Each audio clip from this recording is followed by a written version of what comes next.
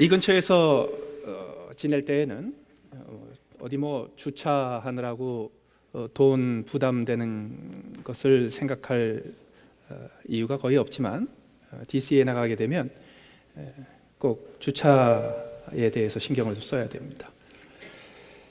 어쩌다가 나가서 몇 바퀴 주변에 돌다가 돈 안 내도 되는 곳을 찾으면 그날 대박이고, 그게 안 되면 거의 안 돼요. 그럴 일은 안 생겨요. 그러면 이제 그 주말에도 어김없이 돈을 넣어야 되는 미러 파킹을 찾습니다.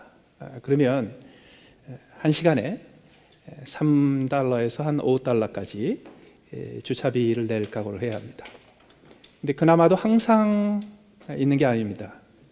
조금만 늦었다 그러면 그 자리도 없습니다. 그러면 어쩔 수 없이 시간도 없기 때문에 옆에 있는 그 주차장, 지하 주차장에다가 차를 넣고 들어갑니다. 그러면 1시간을 있건 3시간을 있건 간에 그냥 20불을 내야 합니다. 그러면 이게 적지 않은 부담이죠. 그럼에도 불구하고 나가야 되면 돈을 내야죠. 어떡합니까? 왜? 더 중요한 일이 있으니까. 예배 드리는 일이. 그래서 DC에 나갈 때마다 가치 평가를 한 번씩 하게 됩니다.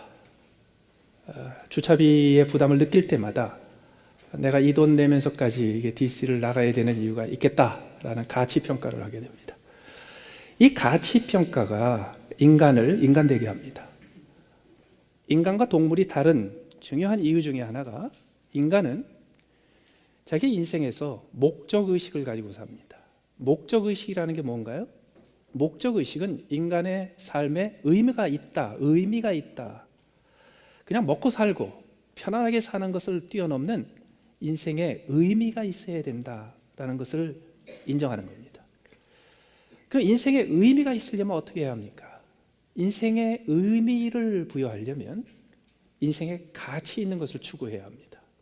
인생에 가치 있는 것을 추구해야 의미가 생기고, 의미 있는 인생을 살아야 비로소 목적을 이루게 됩니다. 그래서 목적이 견인하는 삶, 목적이 이끄는 삶이 인간에게 아주 독특한 삶의 조건이 됩니다. 주차도 마찬가지입니다. DC에 나갔을 때 내가 주차비 20불을 내면서까지도 나가야 될 가치가 있는가라는 것을 판단을 해야 합니다.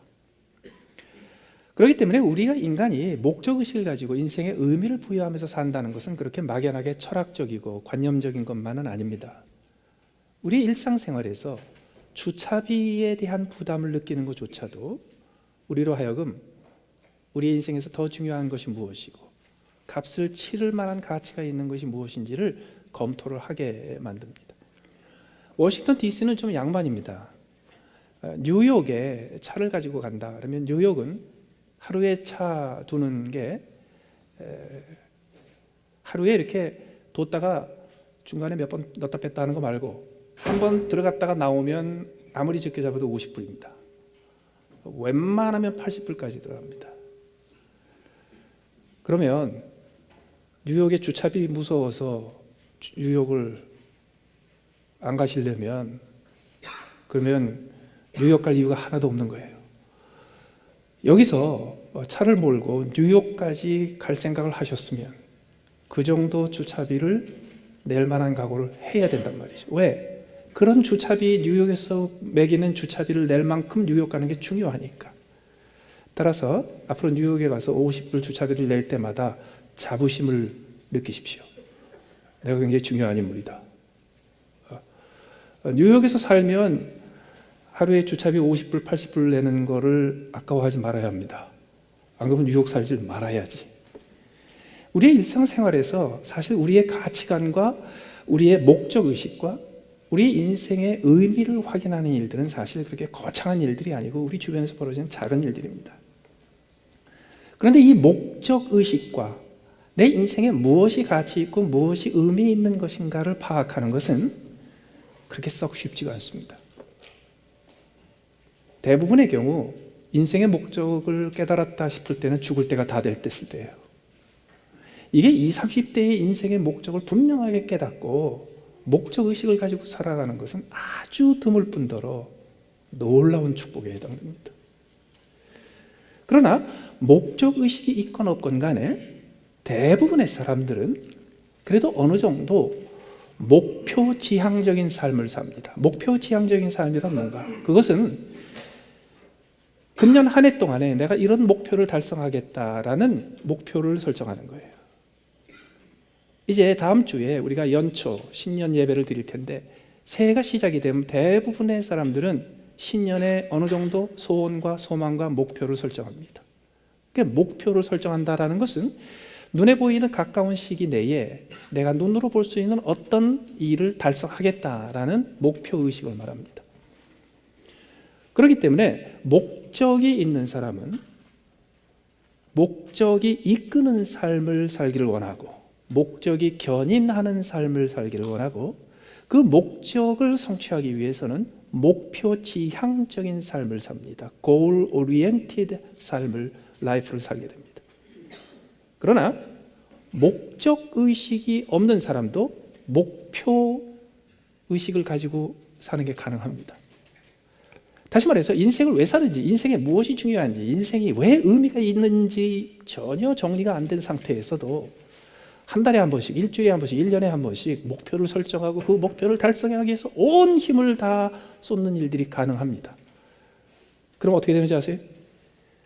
인생에 무엇이 중요하고 무엇이 진짜 의미 있는 것인지는 정리가 안 됐지만 목표 때문에 달려가는 사람들은 어느 날 이쪽으로 목표를 정해서 막 달려갑니다. 뭔가를 성취합니다. 그러다 갑자기 이상한 게 하나 딱 꽂혀가지고 목표가 이쪽으로 바뀝니다. 그쪽으로 막 달려갑니다. 또 뭔가를 하나 성취하는데 조금 전에 성취한 건 잃어버립니다. 그래서 목적이 분명하지 않은 인생을 살면서도 우리는 목표에 꽂힌 인생을 사는 게 가능하다는 겁니다.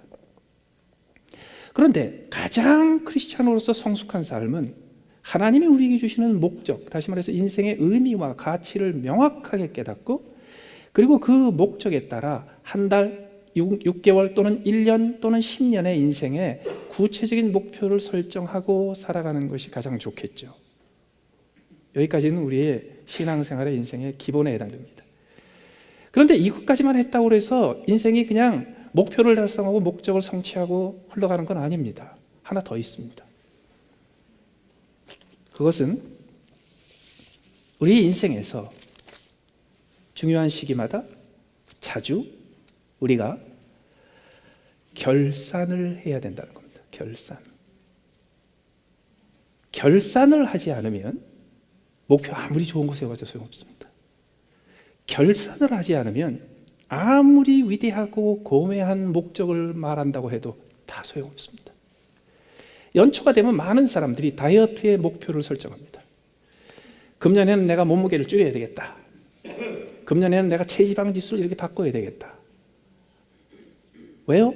그래야지 행복해지니까. 목적의식이 분명하고 목표의식이 분명했습니다. 그렇다면 1월 1일 날 반드시 해야 될 게 하나 있습니다. 몸무게를 재는 일입니다. 내가 몸무게를 빼겠다 생각하고 1월 1일 날 몸무게를 재지 않는 것은 아주 무책임한 일일 뿐더러 거의 사기에 가깝습니다. 왜? 연말에 가서 내가 목표를 달성했는지 안 했는지 파악할 기준이 없잖아요. 그래서 연초에 내가 몇 킬로그램, 몇 파운드 나가는지 적어놓고 그리고 그것도 모른 척하고 이거 어디 갔지? 그리고 잊어버리는 게 아니라 그거를 꺼내놓고 12월 30일 날 내가 몇 파운드가 됐는지 봐야 되는 거란 말이죠. 요거를 안 하면 그러면 스스로를 속이면서 사는 겁니다. 파킹랏에 들어갈 때 티켓에 내가 몇 시 몇 분에 들어갔는지 찍혀야 합니다. 나올 때 내가 몇 시 몇 분에 나와야 하는지 찍혀서 그대로 돈을 내야 합니다. 잃어버리면요. 그럼 파킹랏 주차료 받는 사람이 저 10분밖에 안 있었는데요 믿어줄 것 같아요? 잃어버리면 원래 하루치 다 냅니다. 그거를 이럴 수가 있냐 저럴 수가 있냐 그러면 안 됩니다. 그렇기 때문에 목적이 대단한 목적을 세웠고 그 목적에 대한 뚜렷한 철학적인, 신학적인, 관념적인, 이상적인 정리가 다 되어 있고, 그거에 따라 늘 하나님 앞에 기도하며 간구하며 작정하면서 목표를 세워봤자 시작과 끝에 결산이 제대로 되지 않는 사람은 스스로를 속이는 사람이요, 이것은 지극히 무책임한 일입니다. 어떤 분은요, 목사님, 오늘 제 인생에서 가장 중요한 일은 예배드리는 일인데 주일날 예배드리기 위해서 오면서 주차비는 안 냈거든요. 오늘 주차비 안 내셨잖아요. 근데 여러분들이 안 냈는데 한번교회에서 냈습니다. 공짜로 쓰는 게 아닙니다. 공짜가 없단 말이죠.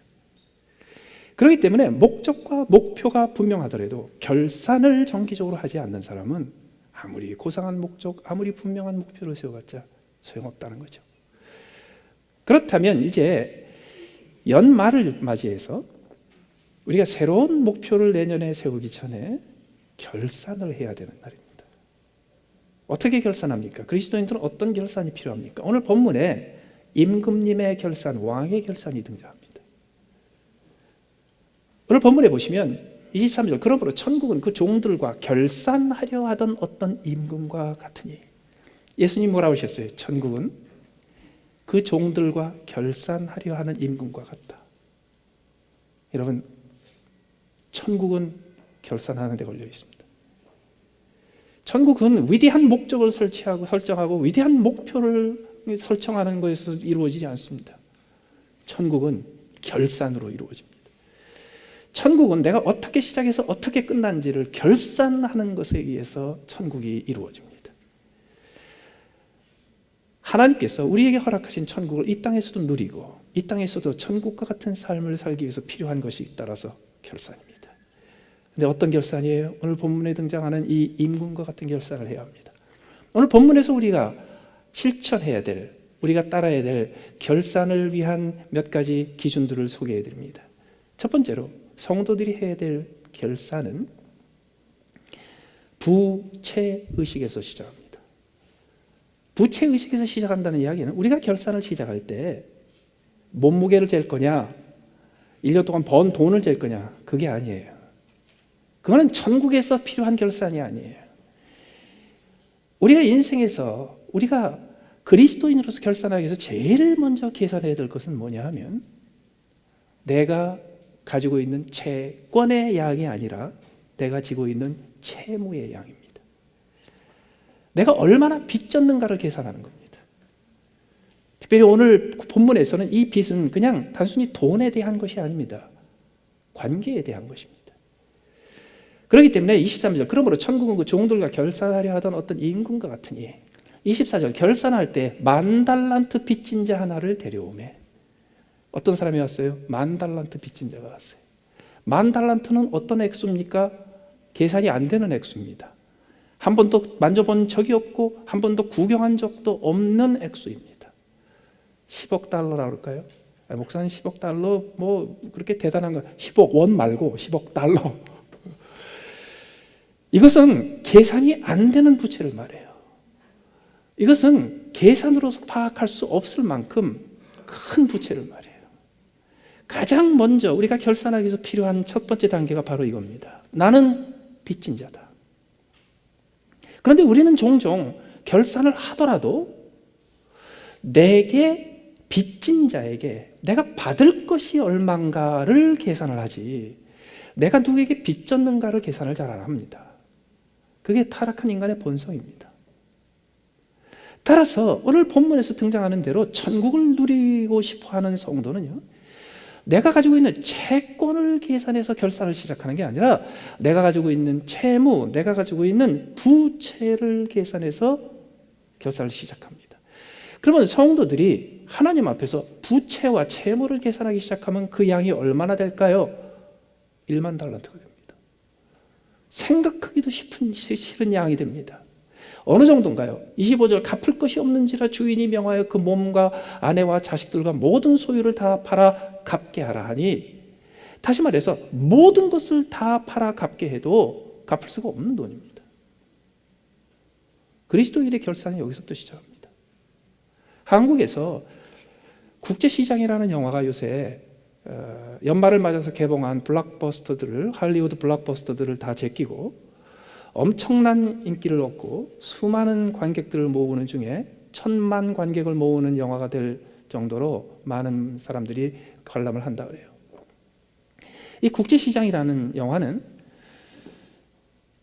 6.25 전쟁 당시에 흥남철수 당시 가족들과 함께 그 10만 명을 태우고 떠나는 그 철수선에 올라타기 위해서 가족들이 손을 잡고 배에 오르다가 10살 된 오빠가 손을 붙잡고 있었던 5살 된 여동생을 손을 놓쳐버립니다. 그 손에 찢겨나간 저고리 소매만 남고 여동생을 잃어버립니다. 그때 아빠가 그 여동생, 딸을 찾으려고 다시 그 배에서 내려가면서 10살 된 아들한테, 덕수한테 이렇게 얘기합니다. 이제부터 네가 장남이다. 네가 가족들을 책임져라. 10살 된 덕수는 그 말을 듣고 평생 아버지가 자기에게 부탁한 것을 잊지 않고 지킵니다. 결국 그 동생과 아버지는 배에 타지 못하고 배에 탄 가족들만 부산에 와서 부산에 있는 고모가 국제시장에서 운영하는 수입 잡화상에서 허드렛 일을 시작합니다. 도저히 그곳으로 가족들을 챙기지 못하게 되고 동생 학비를 대지 못하게 되자 독일에 광부로 갑니다. 갔다 와서 가족들을 돌보기 위해서 다시 월남에 파병이 됩니다. 갔다 와서 국제시장에서 온갖 굳은 일을 다 하면서 가족들을 돌봅니다.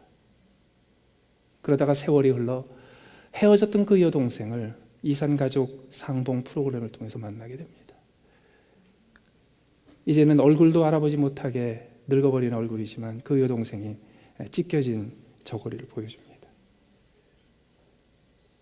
그런데 세월이 흘러서 자식들 다 크고 손주들 다 커서 이제는 훌쩍 늙어버린 노인이 된 주인공 덕수는 집안에서 고집쟁이, 말 안 통하는 시대의 한물간 노인네 대접을 받고 삽니다.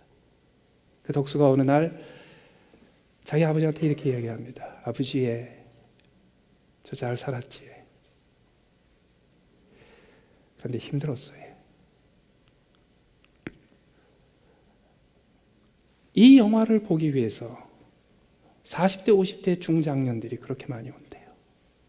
그들이 이 영화를 보고 그냥 우는 게 아니라 통곡을 한대요. 이걸 지적하더라고요.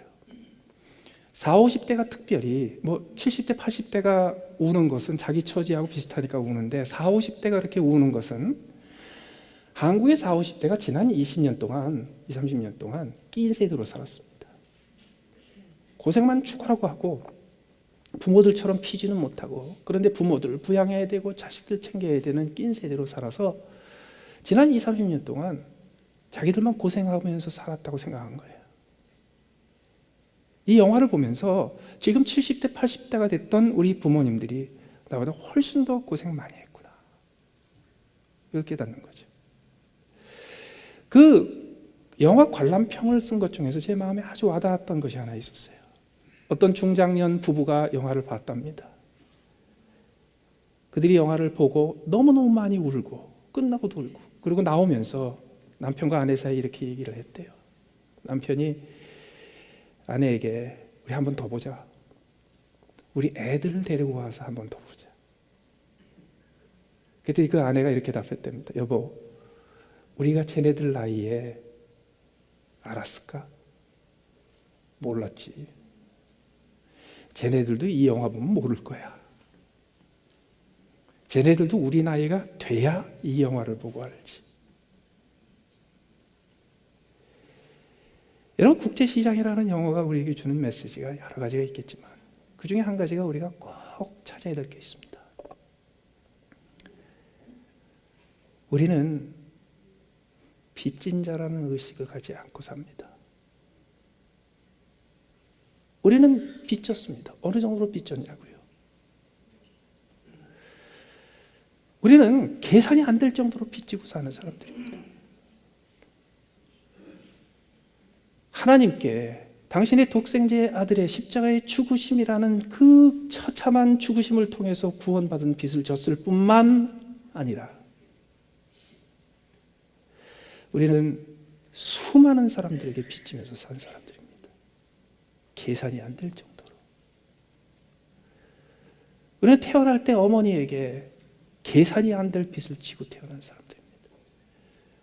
우리를 키워준 아버지에게 계산이 안 될 정도의 빚을 진 사람들입니다. 여태까지 살아오면서 다 나 혼자 이룬 것 같으죠? 아니에요.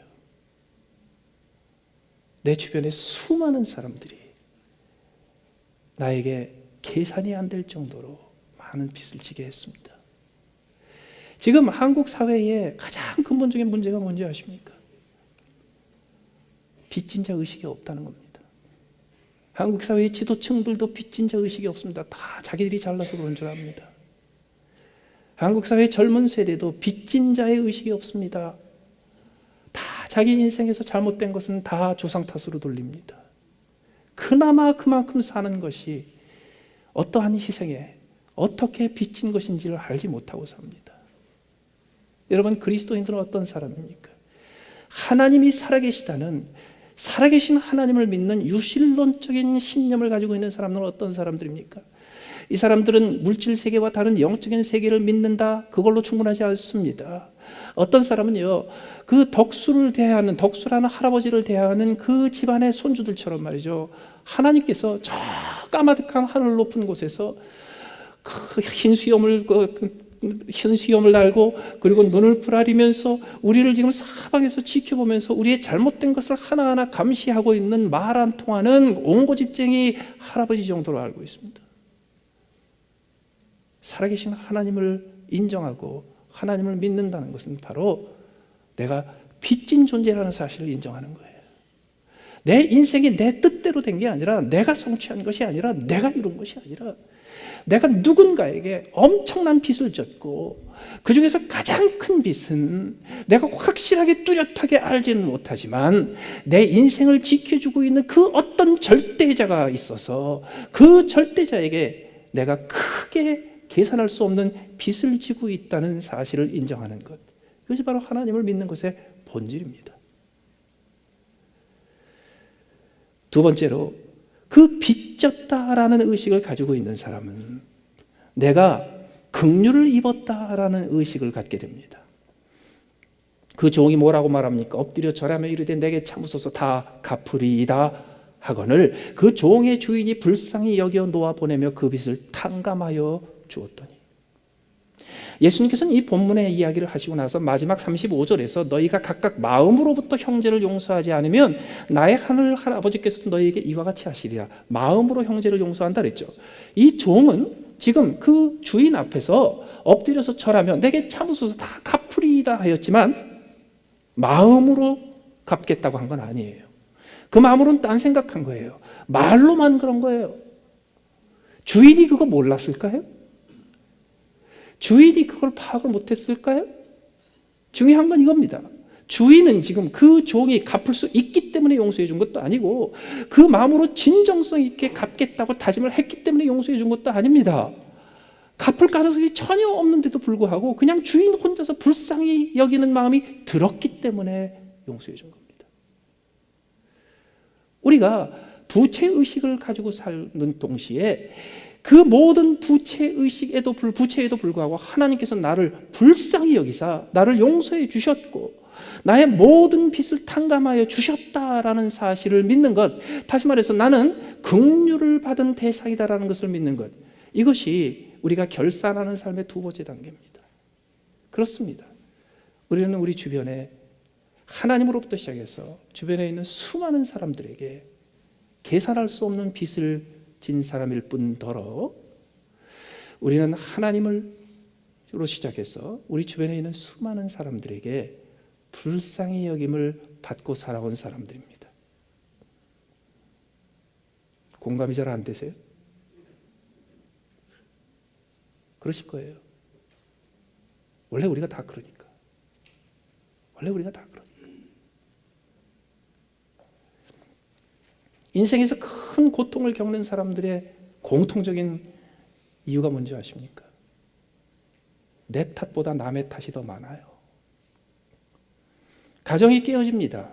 남편은 아내 때문에 깨어졌다고 믿고 아내는 남편 때문에 깨어졌다고 믿습니다. 그 중에 누구 하나도 얼마나 많은 사람들이 나를 참아주고 나를 견뎌주고 나를 그냥 덮어주고 지냈는지를 알지 못합니다. 만약에 모든 사람들이 내가 말한 대로 갚아주고 내가 행동한 대로 나한테 대해줬다면 우리는 한 시간도 못 삽니다. 누군가가 내 곁에서 눈 감아줬기 때문에, 누군가가 내 곁에서 덮어줬기 때문에, 누군가가 내 옆에서 모른 척 해줬기 때문에 우리가 그냥 견디면서 산 겁니다. 아내 때문에 도저히 못 견디고 도저히 못 살겠다고요? 그 아내는 당신을 10년 동안 20년 동안 얼마나 견뎌준지 아십니까? 우리 엄마 때문에 우리 아버지 때문에 도저히 못 견디겠다고요? 그 엄마는 당신 때문에 지난 몇십 년 동안에 얼마나 참아주고 덮어주고 견뎌줬는지 아십니까? 저 집사님 때문에 저 장로님 때문에 도저히 못 견디겠다고요? 그분은 당신을 얼마나 견뎌주고 참아주고 모른 척 해준지 아십니까?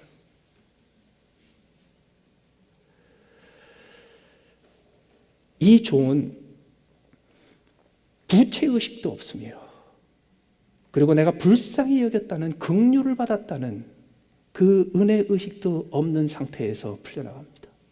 그러자 어떻게 합니까? 그 종이 나가서 자기에게 100데나리온 빚진 동료 한 사람을 만나 붙들어 목을 잡고 빚을 갚으라 합니다. 나에게 참아주소서 갚으리이다. 100데나리온은 노력하면 갚을 수 있는 돈입니다. 3개월치 월급입니다. 그런데 허락하지 않고 이에 가서 그가 빚을 갚도록 옥에 가두었습니다. 그 동료들이 그것을 보고 몹시 딱하게 여겼습니다. 여기서 우리가 굉장히 중요한 교훈을 하나 받아야 합니다. 동료들은 다 압니다. 본인만 모릅니다. 혼자 와서 자기 탓은 안 해요. 다 남 탓만 해요. 그래서 내가 받을 빚만 있다고 다 생각해요. 저 사람이 나한테 빚졌고 저 사람이 나한테 빚졌고 저 사람이 나한테 빚졌고 자기는 하나도 빚진 게 없다고 말해요. 그런데 중요한 건 뭐냐면요. 그 사람만 빼놓고 나머지 주변에 있는 모든 사람들은 그걸 알아요. 그 사람이 받을 빚진 것보다는 줘야 될 갚을 빚진 것이 훨씬 많다는 걸 알아요. 이게 심각해요.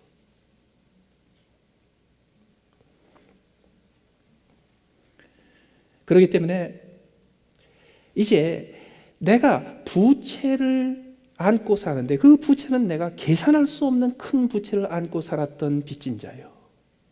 그리고 하나님께서 그리고 내 주변에 있는 수많은 사람들이 나를 참아주고 불쌍히 여겨줬기 때문에 내가 그나마 이만큼 살고 있다는 것을 아는 사람은 그 다음에 어떻게 결산을 합니까? 남이 내게 빚진 것을 계산해서 그것을 탕감해 줍니다. 그 뜻이 뭡니까? 용서입니다. 그 동료들이 그걸 보고 몹시 딱하게 여겨 주인에게 가서 그 일을 다 알리니 이에 주인이 그를 불러다가 말하되 악한 종아 내가 빌기에 내가 내 빚을 전부 탕감하여 주었거늘 내가 너를 불쌍히 여긴 것 같이 너도 내 동료들을 불쌍히 여김이 마땅하지 아니하냐. 왕의 결산을 체험한 사람은요 착한 종의 결산을 할 줄 압니다. 그 착한 종의 결산이 무엇입니까? 빚 갚는 거죠. 빚을 탕감해 주는 거죠. 빚을 탕감한다는 건 뭐예요? 35절에 너희가 각각 마음으로부터 형제를 용서하지 아니하면 나의 하늘 아버지께서도 너희에게 이와 같이 하시리라. 용서입니다. 금년 한 해를 마무리하면서 용서함으로 빚을 탕감해 보십시다. 우리의 인생의 결산을 돈 가지고 하지 말고 우리가 이룬 업적과 성취로 하지 말고 연초에 내가 세웠던 살 빼는 것으로 결산 다 했다 하지 말고 금년에 우리가 해야 될 진정한 결산 왕의 결산을 본받아 착한 종의 결산으로 마무리해 보십시다. 그게 뭐한가요? 마음으로부터 형제를 용서하는 겁니다. 어느 정도로요? 베드로가 뭐라 그랬습니까? 주여 형제가 내게 죄를 범하면 몇 번이나 용서하여 주리이까? 7번까지 하오리까? 예수께서 이르시되 내게 이르노니 7번뿐 아니라 7번을 70번까지라도 할지니라. 490번. 그건 뭐냐면요, 세지 말라는 뜻입니다. 1만 달란트 계산이 안 되는 것처럼 세지 말라는 겁니다. 오늘 본문의 이야기는 근본적으로 형제에 대한 용서입니다. 그리스도인에게 필요한 가장 중요한 결산이 바로 이겁니다. 왕의 결산을 통해서 내가 죄를 탕감받았고 내가 빚을 탕감을 받았으면 그럼 내 주변에 있는 형제들에게 내가 용서로 탕감해 주는 겁니다. 이 용서는 어떤 특징이 있습니까? 이 용서는요, 가장 하기 힘들고 가장 어렵고 가장 힘이 많이 들어가는 일입니다.